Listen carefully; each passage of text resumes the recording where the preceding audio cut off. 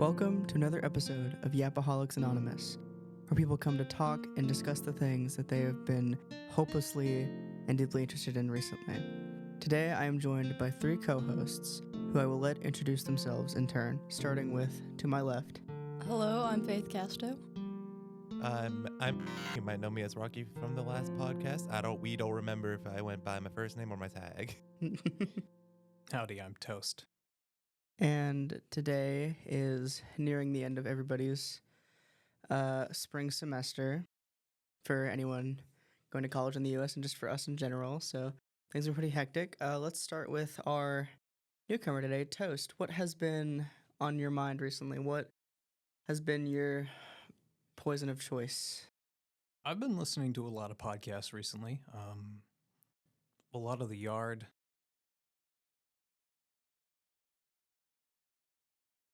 I lost my thread there. There was a through line. I lost it. I started trying to play Melee. I'm not very good at Melee because I didn't grow up with it. I grew up with like. You probably grew up with Brawl or Smash 4? I think I grew up with Brawl. Yeah, so we actually have a decent Melee scene in West Virginia, and I will tell you now that everybody starts terrible. But a big thing about Melee is that getting started with it is a lot easier than some other games because what you need to learn is very linear up to a certain point. Like learning the movement tech, learning like basic game plans stays decently simple up until a certain point where you need to start learning how to deviate from that. So like learning how to do things like wave dash, dash dance, shield drop, dash shield, just things like that in general. Learning those inherently is going to make you play better in general because you're spending more time learning how the game moves, how like interactions work. And a really big thing to keep in mind with any competitive game in general, but especially Melee, is you're going to lose a lot before you start winning at all. Progress is not linear, ever, but with Melee, it at least keeps some linear form for a good while. So if you ever want to get more into it, there are several people, myself included, and Megan, who play it enough to teach you some things about it. And we're pretty passionate about the game. We've got a really great scene here in West Virginia. Mm-hmm. Yeah, my question is, who are you playing right now in Melee? I picked up Melee with Kirby, even though Kirby is pretty low tier. That might be your first issue. Yeah. Kirby is in fact the second worst character in that game. I don't believe in a wrong choice because everybody picks their poison, but in general, for learning the game, I don't know, just start with anybody in the top 8. Yeah, the game, that's the thing, is like learning the game is a lot easier with the characters that are fully functional. Yeah, but I started with Pikachu though, and then I went to like Luigi, then Donkey Kong, and stuck with Donkey Kong for a while. So And now she plays Sheik, like an evil, heartless woman. yeah. But honestly, the easiest one to learn initially is probably Marth. A lot of his movement is universal across the cast, like for how you do it. The timings are much more forgiving than characters like Fox and Falco. And the biggest thing to learn with him is just, like, he really makes you learn spacing well and, like, learning how to position yourself on stage. And also just any of, like, the really up-there characters are good for learning. Like, you could learn well with Falco, with Fox, with Sheik. It's just a matter of, like, picking which one you want. If you want to eventually, like, once you've gotten a good grasp on the game, play Kirby, then all more power to you. It's going to be hard, and you're going to be fighting an uphill battle, but anyone can win anything with enough determination if they push hard enough. Yeah, if you're free tonight, we got Marshall Smashers at 6:30. True. At Morrow Library. And before, it'll probably start a little later because they will probably hold it for me until, like, after my interview. But it's also a Wendy's interview, so I'll probably be ready to, like, walk back over by the time that it's, like, about to start. Advertising. True. If you live Chicken nuggets. if you live in Huntington, West Virginia, or near there, at Marshall University in Huntington, we host a weekly Smash tournament, which has Smash Ultimate and Smash Brothers Melee, and it is every Friday, scheduled for 6:30 p.m. in Morrow Library. Morrow Library is the older library building closer to Smith Hall. You can park near it, but it's also not. There's enough parking spaces around Marshall to where, like, if you find a spot, you can walk there, and it's no longer than like a 10-minute walk, unless you get really unlucky with your spot. But it's a great local. It's got a very good community, loving people, good TOs, and it's just a good bit of fun. So for anyone who listens to this who wants to play Smash, get into Smash, or is already super into Smash and just hasn't had a local to go to, every Friday, 6:30 p.m. at Marshall University in Morrow Library. All right, so we get the check for that, right? Yeah, that was our unpaid sponsor that will not know that we even plugged them. But we've got 2 officers of the club here, so we kind of Tell had them to. we sent you. Yeah. Faith, what has been on your mind a lot recently? Honestly, because of all of the schoolwork that I've had to endure for these past few weeks, I haven't been a whole lot into much. I mean, I know Insomnia Cookies opened up, so I was like, okay, I want to go try that. They were out of their spring season cookies within the first day of opening, so I didn't get to try one. I think it was me. You were there, right? Mhm. When it was closed and we tried going, or not closed, when the line was out the door and we tried Yeah, when going. the line was out the door. So one day we were all hanging out, and at 10 or 11 at night, we left dorm. Like it was me, my boyfriend, I think Sylvia. Who all was there? it wasn't like 10:30 or whatever you said. It's like Was it earlier than that? we went to Fo You and me, and then we went. No, to I'm talking Insomnia. about before that, when we didn't actually go in. Was that when I was hanging out with y'all, or was that a separate time? I don't remember not going into Insomnia Cookie. So I forget exactly when it was, but there was a time where when it first opened, the day it opened, we tried. It was later in the day, and we tried going by there because it was like, hey, let's check it out, let's see what it is. And I forget who it was with. I'm pretty sure I was definitely with Nathan. But we were like, hey, let's go check it out, and then we get there, and the line is out the door.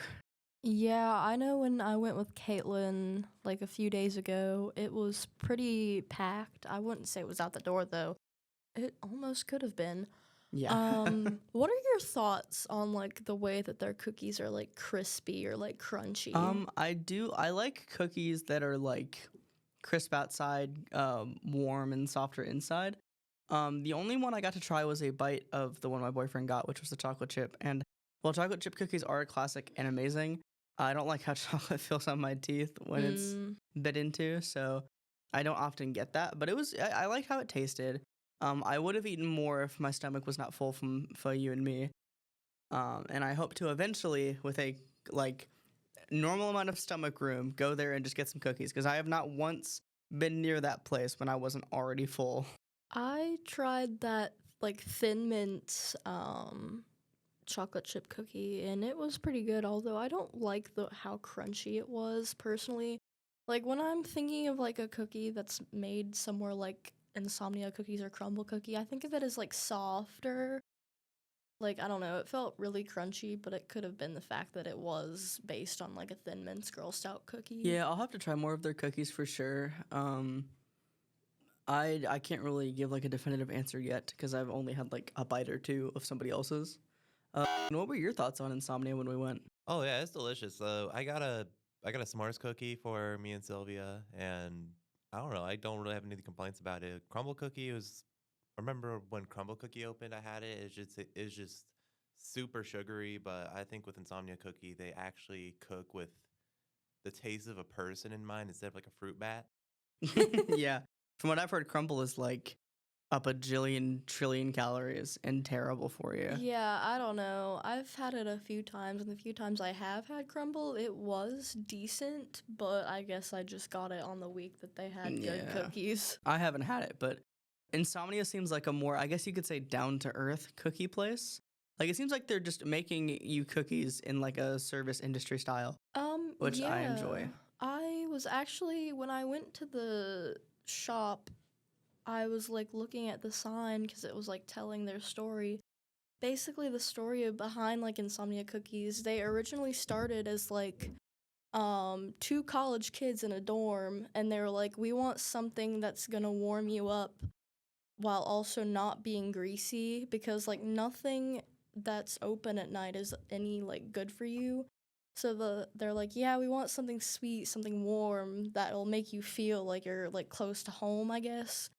And I guess from there they opened up a lot more businesses like in mostly college perspective towns, but in other like suburbs and stuff like that too. Yeah.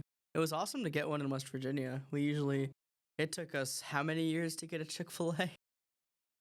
I don't know. I've known Chick-fil-A my whole life. I lived in Charleston for Yeah, most of my but I life. just know that like there was a point where we had none in West Virginia and people were just waiting and waiting and waiting. I don't know if that was before my time because I wasn't keeping track of Chick-fil-A at all. But hopefully Raising Cane's comes to West Virginia one day. I went to a private Christian school, and they had Chick-fil-A catering for lunch. So Cheater. I never got it because I didn't like chicken. What do you mean you didn't like chicken? I'm autistic. That's like the autistic safe food. Well, texture issues, maybe. it was I don't know. It wasn't even texture issues. It's just like I didn't want to try anything. Oh, okay. So, what have been your interests recently that keep a hold on you? Well, I mean, I woke up this morning. I dragged Sylvia out the door so she could go work, and then I got on my phone. Well, no, I got on my laptop because that's the only thing I have Twitter on now, and I looked at the last episode of Horse Race Test. Oh my gosh! And I got really sad because I didn't want the ugly cyan zombie horses to win, and they did. That's true. So for our viewers who will more than likely not know about this because it's really chronically online, but there was this account, I think it's like Snake Andrews or something on Twitter, and they made this like little program that has these like poorly drawn like characters that are supposed to be horses moving through these like bumpy, poorly drawn mazes. And the way the programming works is just whenever one of the horses bumps into a wall or another horse, they move in a randomly chosen direction each time. So they could like hit something and move the same direction like 3 in a row. They could hit something and go like backwards. It just like it's completely random, and the goal is for them to reach like a carrot at the end of the course. But people started getting really into it and like making headcanons about it based off of what happens during the race. Like there was one where the orange one, Jovial Merriment, ended up like stuck in like a little spot with the yellow one, and people started headcanoning, and I was like, oh, she made out with her girlfriend for like 30 seconds in the middle of the race and still won. What a goat. I believe Jovial Merriment was a doping cheater. And in that last episode, spoiler warning, she sold so hard. The one time we needed and wanted her to win, she couldn't pull a win. Okay, Jovial Merriment has a genetic advantage in the normal courses because she has a larger hitbox, which allows her to have more collision with the rest of the horses and the stage. But in that stage, the gaps were so small that she was not able to push through where she needed to push through most. She was certainly colliding with somebody's hitboxes. Yeah. Also, let's talk about how after Jovial Merriment went into the Nightmare Dimension, I'm glad that we immediately hopped into the deeper parts of this before I'd finished explaining, because now anybody listening gets to be really confused. But 100%, I think we need to talk about how as soon as Jovial was gone from the main race, Yellow tried courting Pink. I'm telling you. They ended up in that corner room, and Yellow was putting on the seduction. That Yellow is equally a cheater, and I want to point that out. Unfaithful to Jovial. I just like to see the objects like bounce around. I'm not that into it. Yes, you are. No, You haven't seen all of, like the I've all seen like the horse art. girl hearing. I don't care about it. You don't care about it. I don't care. Now that we're all gonna die, I have something I must admit. I do not care for the horse race test Yuri. No, I just watch. I don't know. But it's I really watch nice, man. Okay, do you know like those physics reels or like YouTube shorts where like it's boxes colliding into each other until they Yeah. die? That's what I'm into. That's what I like about horse race tests. Faith just showed me. so the, Faith just showed me a Yik Yak post. There was like a group me for Trump supporters for some reason on campus, and they were like they felt so excluded that they had to make a group for each other. I hope that everybody in that group chat grows and changes as a person, and if they don't, I hope they find nothing but financial ruin for the rest of their lives. Well, they already are. Oh, you know what? That's true, actually. But that's the thing, though, is that's financial ruin for everybody. I hope they find individual financial ruin. I hope they. Oh, catch, they will. I hope they They're- catch avian flu from milk. True. I hope that I. I hope that they get diagnosed with autism and put onto RFK's registry or something. I don't know. Dude, it was the vaccines, man. It was the vaccines. I've never been more happy to be undiagnosed with autism in my life. The line between the line between diagnosis of autism diagnoses and vaccinations, man, they look awful similar. Yeah, there was one study about it. Oh, I think the funniest thing about anti-vaxxers is that they forget that most of the population in the world is vaccinated, and they try to be like, oh, well, these people dying of illnesses were vaccinated. Yeah, because most people are vaccinated. The large majority of people who are dying from illnesses are part of the large majority of people who are vaccinated. I don't know. Every argument from like anti-vaxxers is very like flat earth adjacent, where it's literally just like, it's like they sat down and tried to look for any minuscule hole in logic and then took that and didn't think about how stupid it was. Yeah, it's just like it's not even a hole. It's a dip. Yeah. A lot of the arguments around like being an anti-vaxxer stem from very emotional things. There are a lot of generally pretty uneducated people who had a kid or a loved one, and they received a vaccination, and like a couple days later or like a few weeks later they get some fatal illness and they end up dying. And a lot of people blame stuff like that on vaccinations because it looks like they're correlated, and you can't really blame them because like No, yeah, there's definitely people who become anti-vaxxers because of like ignorance and just like unfortunate happenstance, but there's also people who continue to spread like the misinformation around it and make it possible for people to misinterpret things like that easier. Like it's a lot easier to see something like that and automatically go, it was the vaccine's fault, when all the media you consume and like all the grifters that may be like in your feeds are saying like, oh yeah, vaccines are going to kill your kids, vaccines are going to cause autism, this and that. And it's just like the more misinformation put out there, the easier it is for genuinely good people to become like, to get like the wrong impression of something or to end up opposing something that is good. That's a really big thing with I'm just going to call it anti-intellectual movements, because a lot of things like flat earth and anti-vax are just anti-intellectualism at their core. A lot of them just stem from like people who have an agenda wanting to get more people behind them, so they prey on ignorance and lack of education, which is not the people being victimized's fault, but they end up spreading that cycle, and it just gets worse and worse and worse.